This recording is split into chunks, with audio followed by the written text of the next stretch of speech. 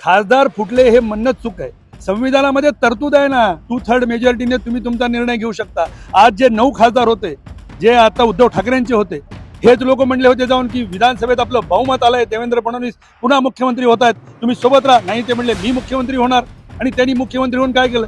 तेव्हा हे काँग्रेससोबत, याच राष्ट्रवादीसोबत अनैतिक युती करून गेले. आणि आज लोकांना नैतिकतेच्या गप्पा काय मारतायत? त्यांचा प्रवक्ता संजय राऊत, सन्माननीय खासदार, ज्याला जनतेने निवडून दिला, मी देतो.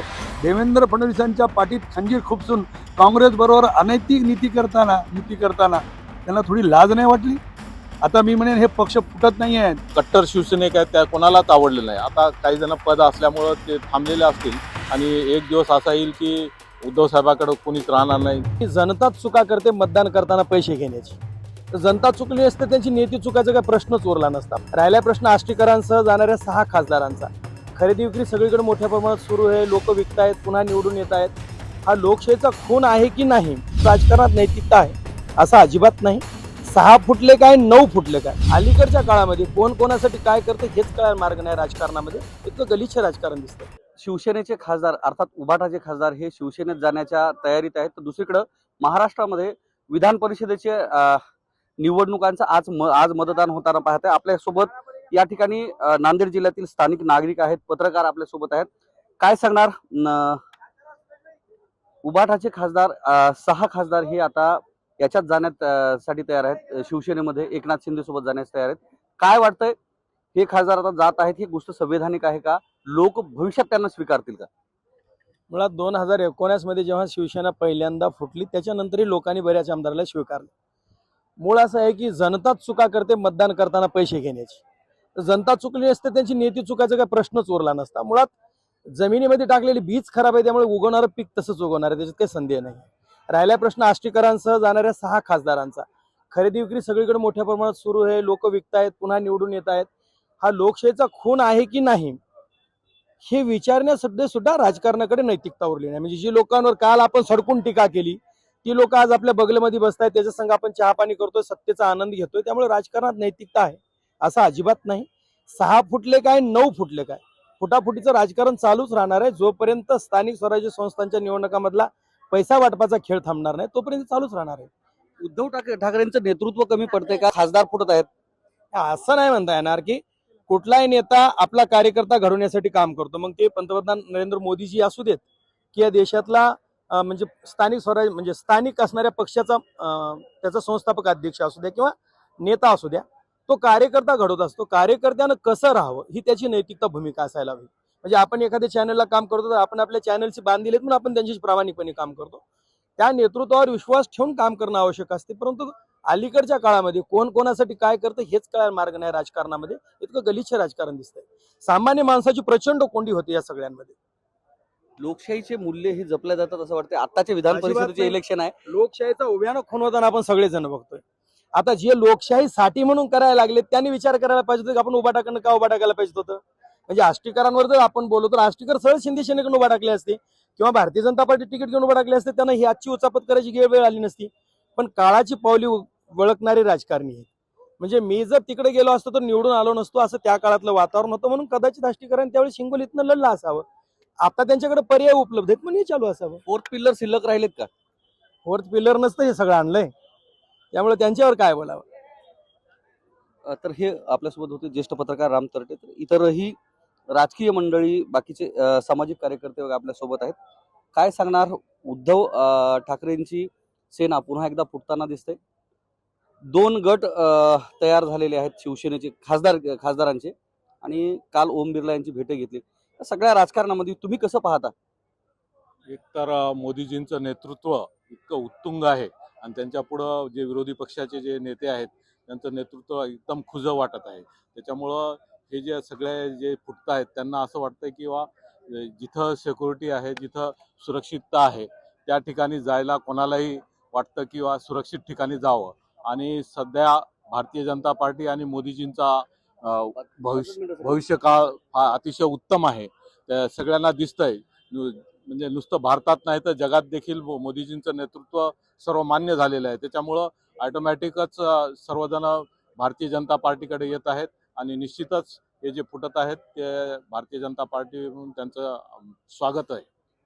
उद्धव ठाकरेंचं नेतृत्व कुठंतरी कमी पडतंय असं वाटतंय का? कारण सुरुवातीला शिवसेना फुटली, आमदार बाहेर पडले, 2 गट तयार झाले आणि एकनाथ शिंदेची जी शिवसेना आहे ती उदयास आली आणि आता दुसऱ्यांदा शिवसेनेमध्ये उभी फूट पडताना दिसते. 9 खासदारापैकी 6 खासदार हे आता एक गट तयार करून लोकसभा अध्यक्षाकडे गेलेले आहेत. तुम्ही ह्या सगळ्या प्रकरणाला कसं पाहिलं? खरंच हे संवैधानिक गोष्टी आहेत का? मुख्य म्हणजे उद्धव ठाकरेजींनी जे बाळासाहेबांचं जे शिवसेना होती, जे हिंदुत्वादी शिवसेना होती, त्याला त्यांनी काँग्रेसला राष्ट्रवादीसोबत युती करून त्याला तिलांजली दिलेली आहे. त्याच्यामुळं जे कट्टर शिवसैनिक आहेत त्या कोणालाच आवडले नाही. आता काही जण पद असल्यामुळं ते थांबलेले असतील, पण मुळात कोणत्याही शिवसैनिकाला आवडलेलं नाही की ही युती झाली. त्याच्यामुळं हळूहळू जसा वेळ येईल तसेच बाहेर पडत आहेत आणि एक दिवस असा येईल की उद्धव साहेबाकडे कोणीच राहणार नाही.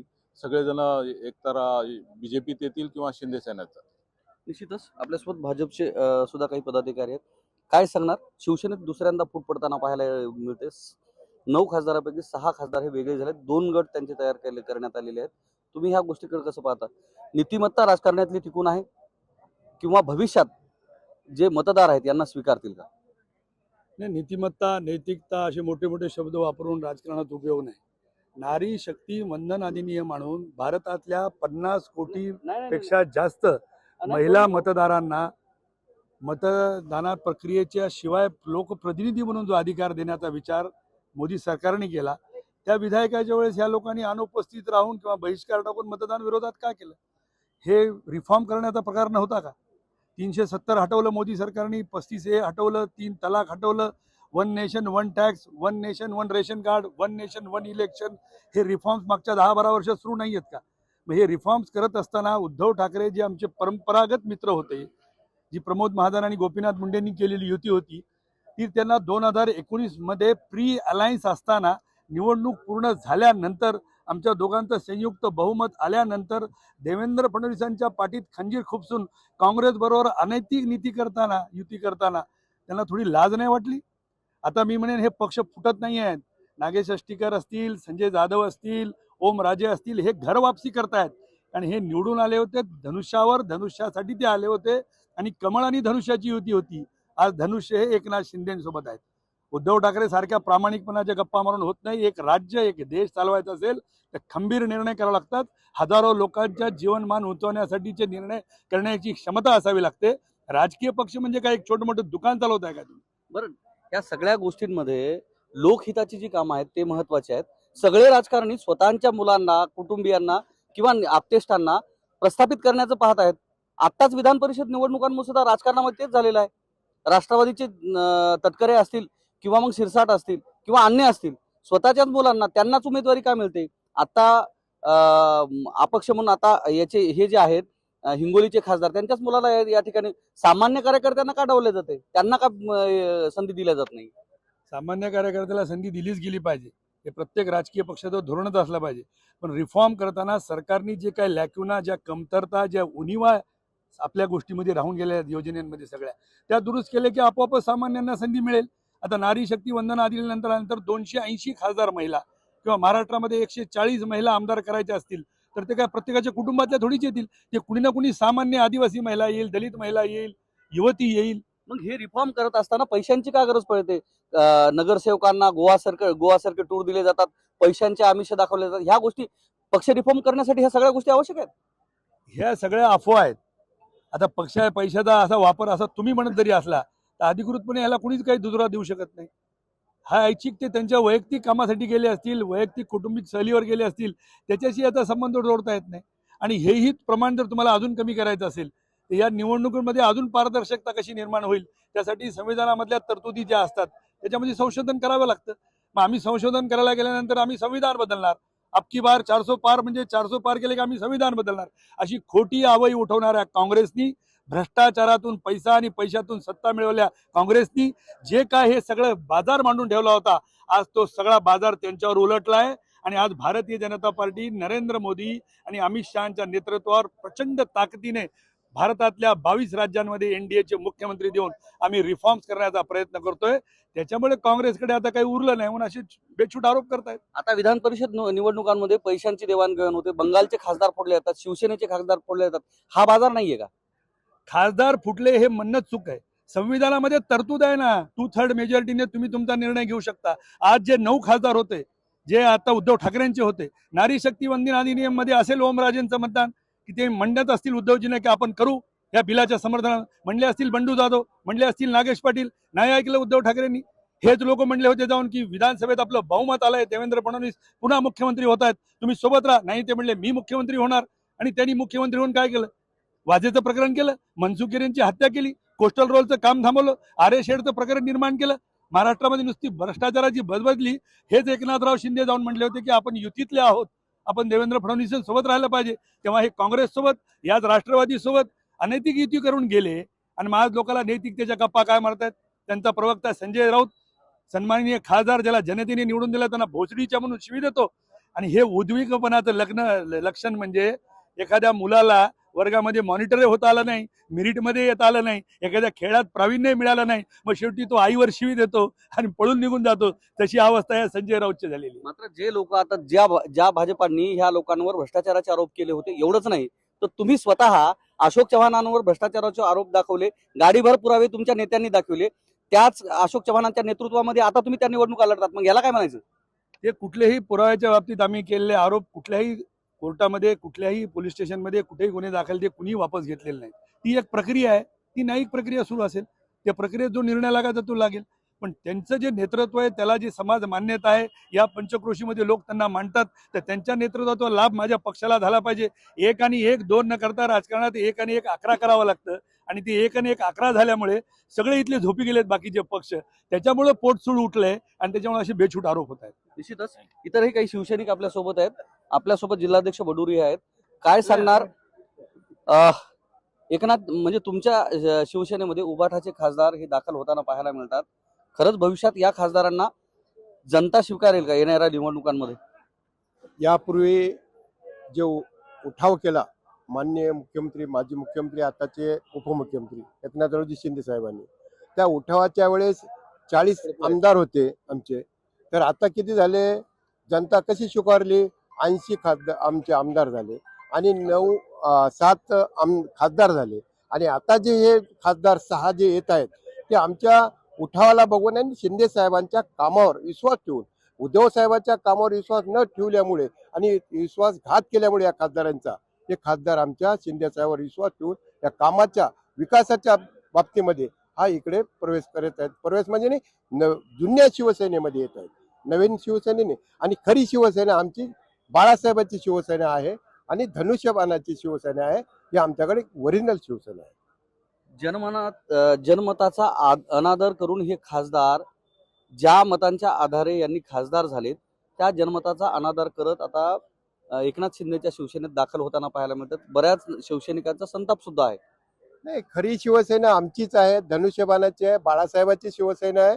आणि त्या शिवसेनेमध्ये त्यांनी खरंच लढवणार होते पूर्वी सुद्धा, पण त्यांच्या काही उद्धव साहेबांच्या भूलथापाला बळी पडून आता जे खरे शिवसेनेच्या माध्यमातून ते विकास करण्यासाठी या त्यांच्या जे लोकसभा मतदारसंघ आहे त्या मतदारसंघामध्ये विकास करण्यासाठी ते खरं या शिवसेनेची, भाजप शिवसेनेची पूर्वी आज 25 वर्षापासून शिवसेना युती आहे, त्या युतीच्या माध्यमातून हे विकास होणार आहे. आणि देशाचे पंतप्रधान नरेंद्र मोदी साहेबांच्या सगळ्या कामावर 12 वर्ष त्यांनी मोदी साहेबांनी काम केलं आणि खरंच जनतेचं काम केल्यामुळं आता जे 70 वर्षे काँग्रेसने कधी काम केलं नाही ते मोदी साहेबांनी करून दाखवलं. त्याच्यामुळे हे खासदार वापसी येत आहे. उद्धव ठाकरेंचं नेतृत्व कुठेतरी कमी पडतंय, त्याच्यामुळं हे आमदार आणि खासदार फुटत आहेत असं वाटतंय का आपल्याला? उद्धव साहेबांचं नेतृत्व कमी म्हणजे त्यांनी कोणाला भेटत नाहीत, आमदाराला भेटत नाहीत कधी, खासदाराला भेटत नाही. एक दिवस वेटिंग मध्ये राहून सुद्धा खासदारांचे प्रश्न कधी ऐकून घेतले नाहीत, आमदारांचे प्रश्न कधी ऐकून घेतले नाहीत. त्याच्यामुळे काम विकासाचं तर बाजूलाच राहिलं. पण ते भेटच होत नाही तर त्या नेत्याची, तर त्यांना खासदार आमदारचे होत नाही तर सामान्य नागरिकाची काय होणार आहे, काय पदाधिकाऱ्याची काय होणार आहे? कधी न भेट झाल्यामुळे हा सगळा हे होत आहे. निश्चितच आपल्यासोबत आपण पुन्हा एकदा ज्येष्ठ पत्रकार राम तरटे यांच्याकडे घेऊ. मराठवाड्यातले दोन मतदारसंघ जर पाहिले तर हिंगोली आणि परभणी मतदारसंघ हा कायम शिवसेनेचा बालेकिल्ला म्हणून ओळखला गेला, ज्यांनी आजपर्यंत शिवसेनेचा परभणी लोकसभेतला इतिहास जर पाहिला तर आतापर्यंत 5 शिवसेनेच्या खासदारांनी पक्षांतर केलेलं आहे आणि तीच रीत हिंगोली लोकसभेमध्ये सुद्धा घडलेली आहे. काय वाटतंय, ज्यांना शिवसेनेनं गुलाल लावला होता त्या खासदारांनी शिवसेना सोडल्यानंतर त्यांना पुन्हा गुलाल लागला नाही, काय वाटतंय याची पुनरावृत्ती पुन्हा यावेळेस लोकसभेमध्ये होईल का? तुम्ही पत्रकार आहेत, गेल्या अनेक निवडणुका पाहिलेल्या आहेत. मुळात असं आहे धनंजय, मी सुरुवातीलाच म्हणालो की राजकारणामध्ये नीतिमत्ता उरलेली नाही, मतदारांमध्ये पण ती नीतिमत्ता उरलेली नाही. परंतु मतदार काही वेळा आयडिओलॉजी म्हणून मतदान करतो. शिवसेनेची आयडिओलॉजी असेल, भाजपची आयडिओलॉजी, ज्यांचा जो मतदार आहे तो त्यांना निवडून देण्यासाठी मतदान करतो. त्यामुळे निश्चितपणे जेव्हा पहिल्यांदा बंडखोरी झाली तेव्हा लोकसभेच्या निवडणुका झाल्यानंतर शिवसेना आणि भारतीय जनता पार्टीच्या उमेदवारांना महाराष्ट्रामध्ये मोठा फटका बसला हे आपण पाहिलं. भारतीय जनता पार्टी एवढा राष्ट्रीय पक्ष असताना महाराष्ट्रामध्ये त्यांचे किती खासदार आहेत आकडे काढून बघले तर काँग्रेसपेक्षा कमी आहेत, उद्धव ठाकरेच्या शिवसेनेपेक्षाही कमी आहेत. मग ही परिस्थिती का निर्माण झाली होती? ज्या एकनाथ शिंदेने एवढं मोठं सगळं भाड करून शिवसेनेची सत्ता स्थापन केल्यानंतर पण लोकसभेच्या निवडणुकांमध्ये शिंदे सेनेचे खासदार निवडून आले नव्हते, हे वास्तव आहे. निश्चितपणे याचे परिणाम भविष्यामध्ये दिसतील. फक्त मतदारांनी त्याचा सद्विवेक जागृत ठेवणे आवश्यक आहे. म्हणजे 500ची वोटिंग 1000वर जरी गेली तर राजकारण्यानं माहीत झालं की गुंतवणूक करायची, एखादा बिझनेस आहे राजकारण म्हणजे आज टाका आणि उद्या निवडून येऊन काढा. प्रामाणिक राजकारणी उरलाय का? प्रामाणिक कार्यकर्ता आजही सतरंजाच उचलतो. परंतु ज्यांना डीलर म्हणून हिनवलं गेलं ते लोक लीडर कसं काय मान्य होऊ शकतात पक्षात आल्यानंतर? की ज्यांना तुम्ही म्हणजे संसदेत तुम्ही ज्याच्यावर आरोप केला तो 24 तासात तुमच्या पक्षातला नेता होऊन तो मंत्री होऊ शकतो. हे राजकारण सगळं लोकांना दिसतंय. फक्त माध्यमांना एक विनंती आहे की माध्यमांना स्वतःतला इमान थोडासा जीवन ठेवावा.